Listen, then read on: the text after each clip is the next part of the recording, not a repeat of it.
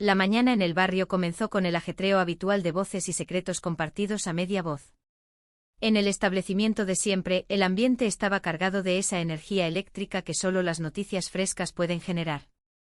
Soraya levantó la vista del mostrador cuando vio entrar a Gordy, quien venía con el paso apresurado y la respiración entrecortada por la emoción de ser el portador de una novedad importante. «Vengo a oficiar de correr», anunció Gordy mientras se apoyaba en la barra. «No te vas a creer lo que le ha pasado a Edith», continuó con los ojos muy abiertos. Soraya, acostumbrada a los dramas cotidianos, le respondió con una sonrisa curiosa preguntando qué le había sucedido. Gordy, antes de soltar la primicia, pidió una caña de cerveza alegando que las palabras no le salían. En ese momento su madre, en un gesto de distracción o generosidad inesperada, le puso la bebida de forma gratuita. «Toma», exclamó el victorioso. «Pues no sabes lo que le ha pasado a Barajas», añadió cambiando de objetivo. Cuando Soraya volvió a preguntar, Gordy recuperó su instinto negociador y pidió 1,20 € para soltar la lengua. Al final, entre risas y burlas, celebraron que tenía un amigo que, según sus palabras, era poco espabilado y le había terminado pagando la consumición. Mientras tanto, en un rincón del local, la conversación giraba en torno al licenciado. ¿Dónde andará?, se preguntaban todos, pues nadie lo había visto en toda la mañana. La normalidad del barrio se veía interrumpida por pequeñas escenas domésticas, como la de una madre que no encontraba su dentadura y recibía como solución tomarse la sopa y ya está. El dueño del bar, apurado por el jaleo y la necesidad de preparar la ensaladilla rusa, intentaba poner orden mientras la mayonesa estaba a punto de caramelo.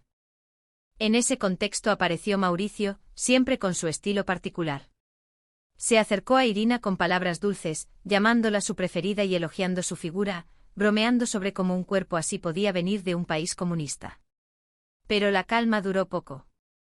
Un grito de redada rompió la armonía. La policía estaba cerca. El pánico se apoderó de quienes no tenían sus papeles en regla. Irina, asustada por el peligro, sugirió huir por la ventana. Mauricio, que acababa de tomar una pastilla de color azul para el vigor, dudó seriamente de sus capacidades para saltar desde un primer piso sin quedar clavado en el intento. La tensión subió cuando los golpes en la puerta y el grito de «Abraham, policía», se hicieron inminentes. Al final, con un impulso de patriotismo y desesperación, el salto fue la única salida. En otra parte, Aida sentía que su vida empezaba de nuevo. Estaba harta de ir de un lado a otro con los niños a cuestas y la casa colgando.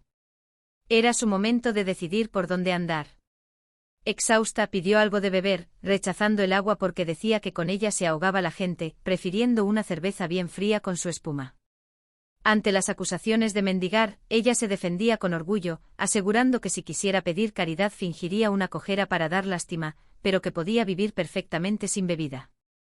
La tranquilidad se rompió cuando una noticia en el periódico llamó la atención de todos.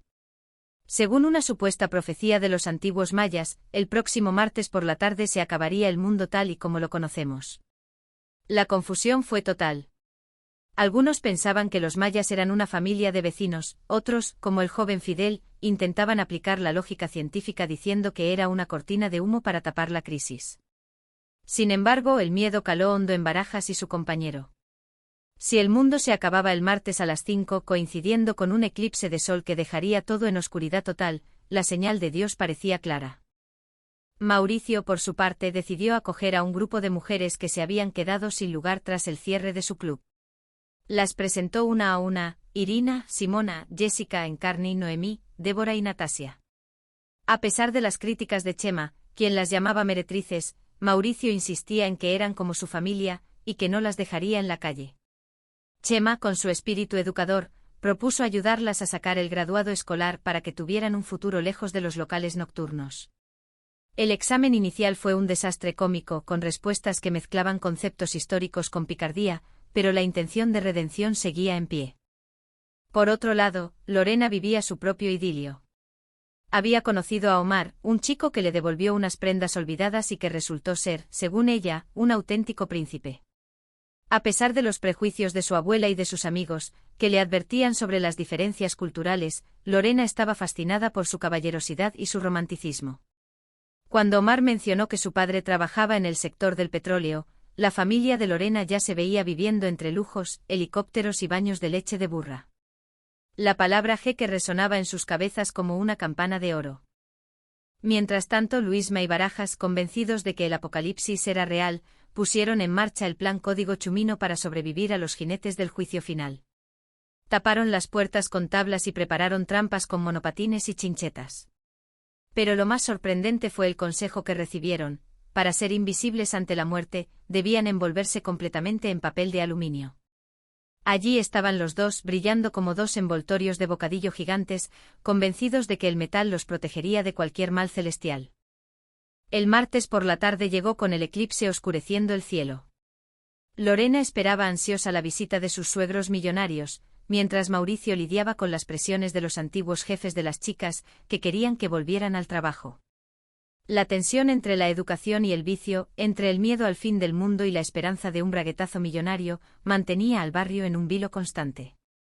Al final, entre risas, malentendidos y un cielo que volvía a iluminarse, todos comprendieron que, se acabase el mundo o no, lo más importante era seguir juntos, aunque fuera envueltos en papel de plata y esperando una limusina que quizá nunca llegaría.